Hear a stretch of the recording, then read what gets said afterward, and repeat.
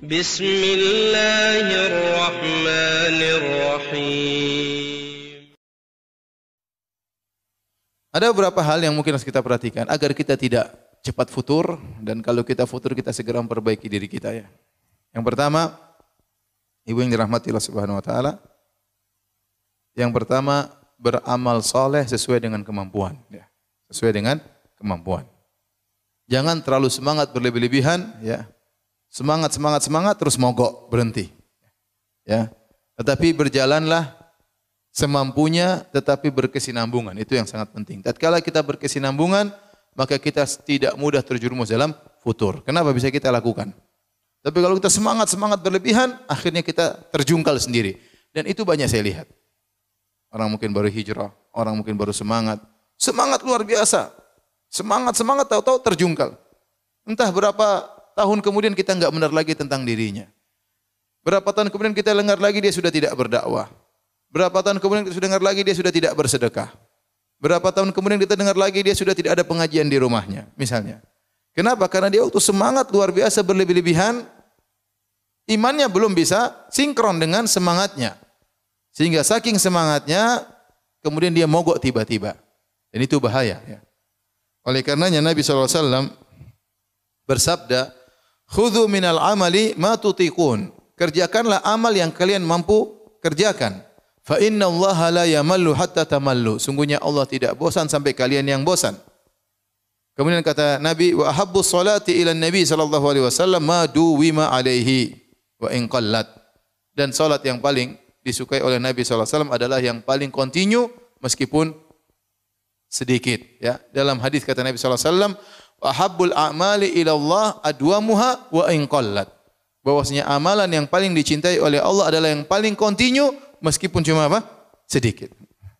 Kita tahu tidak semua ibu-ibu ya imannya tinggi kemudian semangat tiap hari saya baca 7 juz. Saya rasa enggak mampu ibu-ibu ya.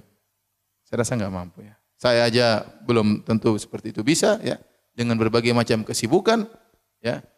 Jangan kita paksakan diri, saya pasang harus tiap hari 5 juz misalnya. Kita bukan anak pondok di pesantren ya. Kalau di pesantren terkadang satu hari 10 juz bisa mereka. Kita masing-masing punya kegiatan, ibu-ibu juga banyak kegiatannya, bapak-bapak juga banyak kegiatannya. Kita lihat yang mungkin kita lakukan. Taruhlah setengah juz, oke, saya mampu insya Allah sebagai tahap awal. Maka continue. Ya. Jangan langsung semangat 3 juz tiap hari. Tahu-tahu 3 juz, terus tahu apa? KO. Ya. Habis itu enggak lagi ya. Enggak lagi baca Quran. Ya. Ya. Mulailah baca-baca yang lainnya.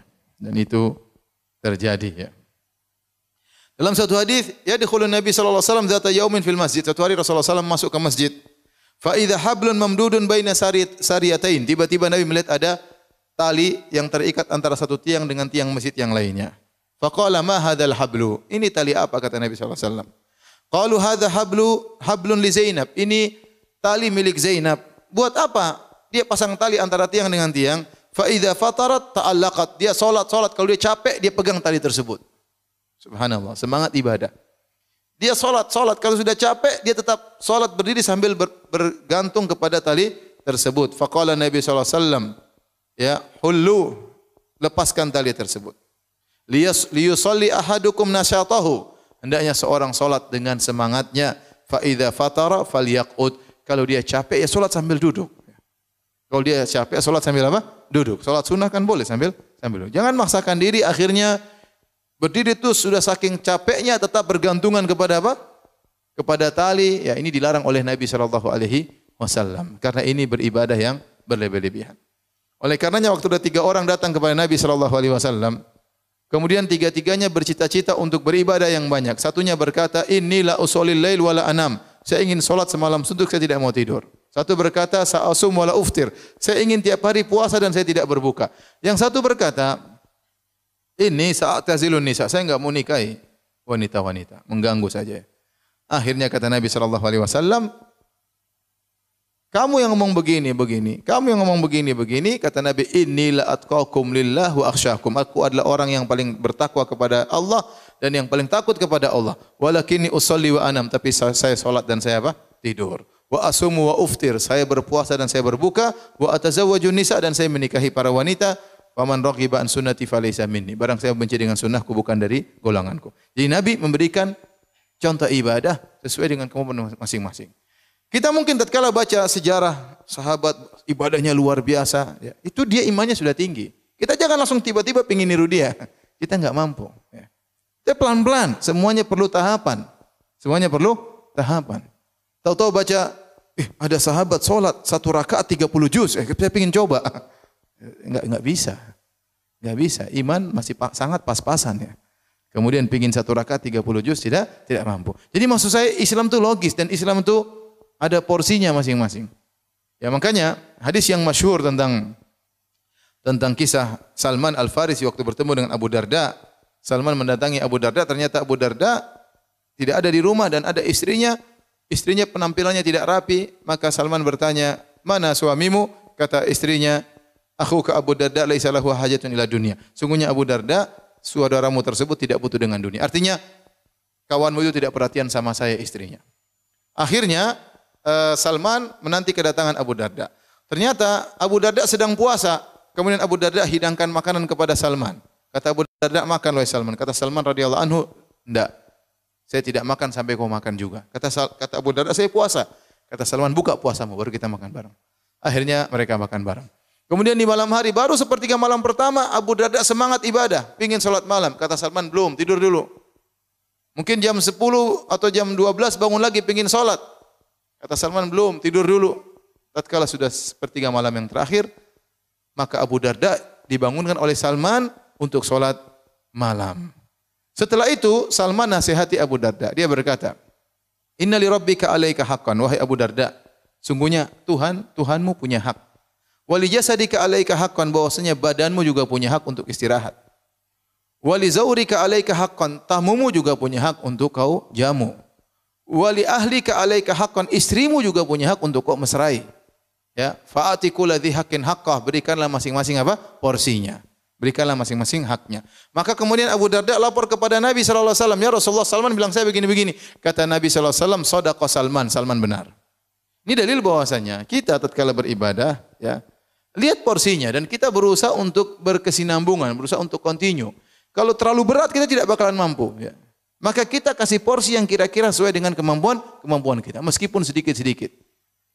Ya, dalam hal apapun, dalam salat malam, dalam baca Quran, dalam sedekah, jangan langsung saya pingin tiap hari salat duha 8 rakaat. Ya baru seminggu, oke. Mulai minggu kedua, waduh, capek. Akhirnya 1 rakaat pun tidak. Kenapa? Tidak kuat. Ya. Satu lagi, saya pingin bersedekah tiap hari 5 juta. Taib 5 juta tiap hari. Ya. Baru 3 hari sudah berhenti. Hari berikutnya enggak kuat ya. Kenapa? Karena Nabi tidak menyuruh kita demikian. Nabi suruh, "Alaikum minal amali ma tutiqun." Lakukanlah amalan yang kalian mampu. Ya. Nanti kalau kamu sudah terbiasa, sudah terlatih, sudah sinkron antara amal dengan imanmu, maka naikkan kuantitasnya, naikkan kualitasnya, tidak jadi masalah. Maka kita tidak heran melihat bagaimana para salaf dahulu ibadah mereka luar biasa. Lihatlah Abbad bin Bishr radhiyallahu taala anhu waktu dia salat, tahu-tahu kena anak panah di kakinya. Kemudian keluar darah, dia tetap salat, melanjutkan salatnya. Kena anak panah kedua, dia tetap salat. Kena anak panah ketiga, dia tetap salat. Maka ditanya, "Kenapa kau tidak berhenti dari salatmu?" "Saya sedang baca surat Al-Kahfi. Saya tidak ingin berhenti di tengah jalan." Ya, itu lain ya. Tidak sama seperti kita, baru ada semut kita sudah gelisah. Repot ya. Jadi maksud saya seorang berusaha mencapai derajat yang tinggi tapi perlahan. Nah, kalau dia tidak melalui tahapan, sering futur. Sering futur. Baru hijrah, langsung bikin pengajian tiap hari di rumahnya. Ya. Haram, haram semua Buyan, enggak usah pengajian. Ini pengajian bikin saya tidak bisa hidup begini caranya. Ya. Kesini enggak boleh, kesana enggak boleh, jalan-jalan enggak boleh, beli ini enggak boleh, anu enggak boleh. Udah buyar pengajian. Ya pelan-pelan ya, pelan-pelan. Pelan-pelan. Iman kita enggak kuat, pelan-pelan. Rasulullah suruh apa? Bertahap. Karena kalau kita langsung semangat, terus-terusan, saya bukan ngajarin ibu malas-malas, ya enggak ya. Bukan berarti Ustaz bilang boleh malas-malasan, bukan malas-malasan, enggak. Tapi pelan-pelan, bertahap. Jangan langsung kenceng, voltase tinggi, akhirnya meledak, enggak kuat. Ya. Maka ini di antara hal yang membantu kita untuk bisa bertahan tidak futur, kita kerjakan ibadah sesuai dengan kemampuan.